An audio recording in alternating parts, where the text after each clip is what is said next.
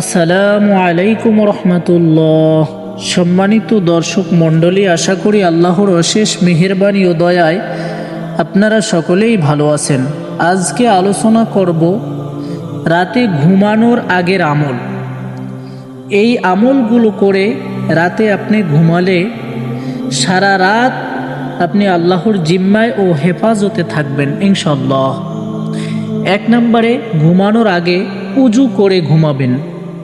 2 নম্বরে ঘুমের দোয়া পড়বেন, আল্লাহুম্মা বিসমিকা আমুতু ওয়া আহইয়া। তারপরে ডান কাঁধে শুইবেন। 3 নম্বরে আয়াতুল কুরসি ও বাকারার শেষ 2 আয়াত পড়ে ঘুমাবেন।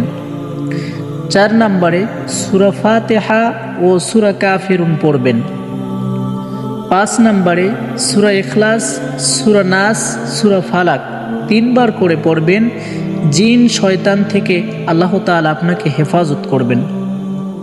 6 নম্বরে সুবহানাল্লাহ 33 বার, আলহামদুলিল্লাহ 33 বার, আল্লাহু আকবার 34 বার পড়বেন। 7 নম্বরে সূরা মুলক ও ইস্তেগফার এবং দুরূদ শরীফ পড়ে ঘুমিয়ে যাবেন।